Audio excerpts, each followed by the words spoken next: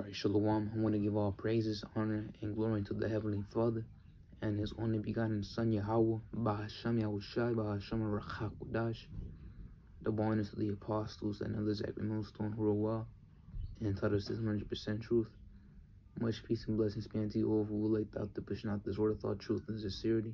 To all you, I can say Shalom. Alright, so it's going to be a quick video entitled, the Lord shall strip away everything from Esau, roughly along those lines. But it's going into how Esau, Edom will be stripped away from everything. And when we say everything, we mean everything. And that's, he'll be stripped away from his ranking, from his authority, from his power, from his land, lose respect from his women, lose his riches, this and then the third. He's gonna lose everything, man. Alright, the Lord's gonna strip away everything from him.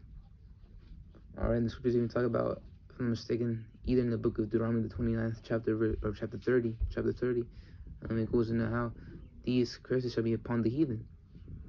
Alright? And we've already been through the curses. Now it's time for the heathens to, starting out with Esau, Edom, to go through them. And one of those curses being the fact that they're going to lose respect from their women. Just like we had to lose respect from our women. Even to this day, you got Eve bucking up against us and upholding the so-called white man.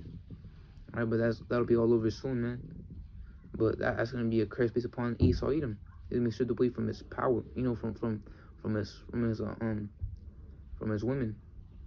All right, you're gonna have them Shedemites, started saying, I slept with my masa. All right, I slept with masa. To the husbands, and just like how you got Eve out here bucking up and yapping, they're gonna, Esau's wives are gonna do the same thing to them. But anyways, this is the book of Obadiah, the first chapter, verse 5, and it reads, if thieves came to thee, if robbers by night, how art thou cut off? Would they not have stolen until they had enough? And the answer is yes, they would steal until they had enough, until they satisfied. We ultimately know Esau, Edom ain't satisfied for crap, man. He is not satisfied, as the scriptures say. But normal thief, he would just enter a house and rob it and satisfy himself, and when he's had enough. Alright, like he finds some nice Jordans, he takes them. Alright, they go for the jewelry, obviously, cash if they find it. It goes on to say, if the grape gatherers came to thee, would they not leave some grapes? And that was the law given to our people, that we shall not glean the vineyard afterwards, but we shall give it to the fatherless, the widows. Actually, I'm gonna get that out in the book of Deuteronomy, the 24th chapter, verse 21.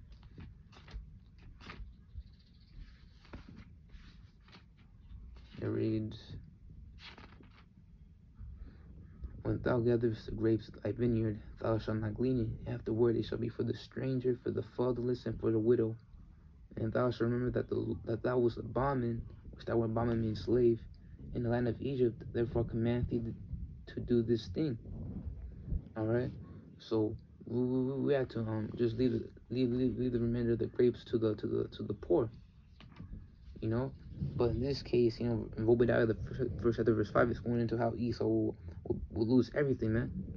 All right, normal thing just steals till you're satisfied. But no, one of the acting even described it as, imagine you get robbed in your house, but instead of just having normal goods stolen, it's your ceiling that gets taken away. All right, not only that, but just imagine your radiator. All right, they get a saw and they saw off your counter. All right, they take off your lights, your light bulbs and whatnot. Bro, the Lord's gonna strip away everything from Esau, Edom, and that's everything, man. All right, his power, his lands, all right, his women, his riches, all right, his good health, this and that. He's gonna lose everything, man, and that's strictly prophecy. There's no way to diverge and whatnot, man. All right, he's just gonna lose everything, man. That's prophecy. And I want to get into the book of Job, the 20th chapter. All right, verse 23. All right, 23. Go with me, Akim. And it reads, when he's about to fill this belly, and that's Esau, Edom right there. He about to fill this belly, and that's by way of trying to further his, further the system by way of his NWO, by fulfilling his agenda, if you will, and what stems out of that is the MOTB. All right, not only that, but he has a bloodlust against Jake, man. All right, he has a lust for blood against Jake. So goes on to say, when he is about to fill his belly, Yahweh shall cast the fury of his wrath upon him. All right, the fury of his wrath, because remember, the Lord has an indignation, which that word indignation means a righteous hatred, which hatred is, well, the definition of hatred is wrath, if you will. So, Yahweh shall cast the fury of his wrath upon him, and shall rain it upon him while he is eating. He shall flee from the iron weapon, and the bow of steel shall strike him through. So the Lord's going to have these missiles hit America, because America, if you will, is basically the apple of the eye of Esau Edom. So he shall flee from the iron weapon, and the bow of steel shall strike him through. It is drawn and cometh out of the body, yea, the glittering sword cometh out of his scalp, terrors are upon him. Alright, now jumping down to, I shall continue on. All darkness shall be hidden in his secret places, a fire not blown shall consume him. It shall go ill with him that is left in his tabernacle. The heaven shall reveal his iniquity, and the earth shall rise up against him. The increase of his house shall depart, and his gold and his goods shall flow away in the day of his wrath. Alright, see? So the destruction of Esau Edom is nigh, man. It's nigh. And once those ICBMs hit, Yahweh Shai's gonna come back. And when Yahweh Shai cracks down that sky, best believe your ranking, are you top elite, your ranking will be nothing. Or you lose that. Or you lose that title of elite. Alright, and as a matter of fact, those ICBMs will burn up everything for you, man. Alright, America will be burned and be a lake of fire, and it shall never be inhabited, ever, from generation to generation. Alright, you shall be slaves, man. So, goes on to say, the increase of his good shall depart, and his good shall flow away into David's wrath. This is the portion, alright, your lot of a wicked man from Yahweh. Alright, and the scriptures going to talk about how he had created everything, even the wicked, for the day of evil. Or, day of evil, really, paraphrasing right there. And I forget what book was that in. If I'm mistaken, it was Proverbs, some chapter. But it goes on to say, and the heritage appointed unto him by Yahweh, because it's all ordained, man. The Lord ordained it for there to be a winner and a loser, and Esau's gonna be the loser here. So you're gonna lose everything, man. All right, the point was in 28 when it wasn't how your goods will flow away. All right, so you're gonna lose all your riches. All right, you're gonna lose your health. You're gonna lose your lands, because remember, America's not gonna be inhabited, man.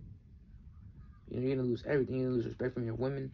And that was in the book of Isaiah, the 14th chapter, if I can get that out. It's lucky for my rambling as well. On down around verse 20, if I can find it. Alright, verse 16. They that seek thee shall narrowly look upon thee, and consider thee, saying, is this the man that made the earth to tremble, and that this shake kingdoms now has bring this out? But it's heavy. Alright, because here it is, damn, devil was this, once glorified, nation. People try to be like him and whatnot. Women respected it. Now you're losing all that, man. As a matter of fact, you don't even see damn Esau, with hoes, man. You don't even see that anymore. All you got is Jake out here, stealing you guys' women, and it's gonna be like that in the kingdom as well.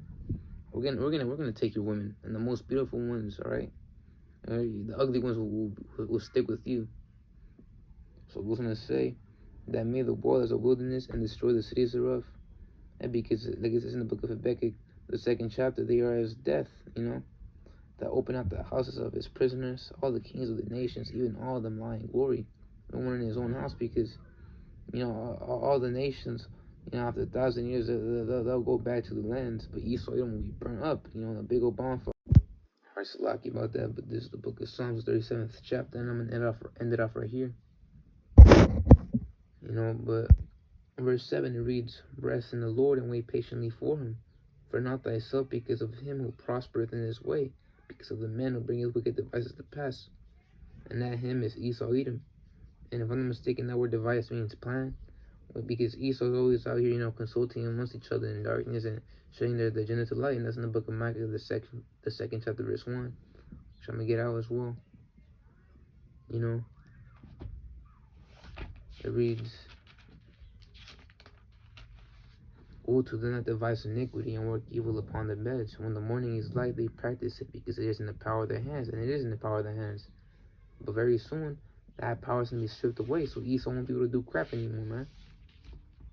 You know, and as a matter of fact, if Esau actually tries to fulfill one of his operations, because even in the kingdom they're gonna start talking crap and they're gonna find a way to rebel. They won't do crap. But if they actually try and do something, man, they're gonna get destroyed, man. But going back to Psalms the 37th chapter, verse 9, it reads, "For evildoers shall be cut off." Alright, you guys are gonna be cut off, which means you guys are gonna get destroyed. But those that wait upon the Lord, they shall inherit the earth, and who are the ones that wait upon the Lord? Right now, enduring to the end, the elect. For yet a little while, and the wicked shall not be. Yea, thou shalt diligently consider his place, and it shall not be. Alright, because you guys are gonna be destroyed. You know, you guys are gonna be done away with very soon. Alright, as a matter of fact, in going up to verse 2, it says, "For they shall soon be cut down like the grass and wither as a green herb." So you guys will wither away very quickly, man. Lastly, I'm gonna end off in the book of Sirach, the 11th chapter.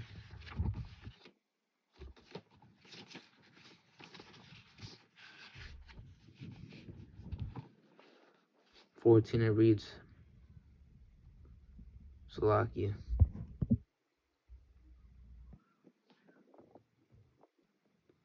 Salakiakim. If I can find it. The 10th chapter.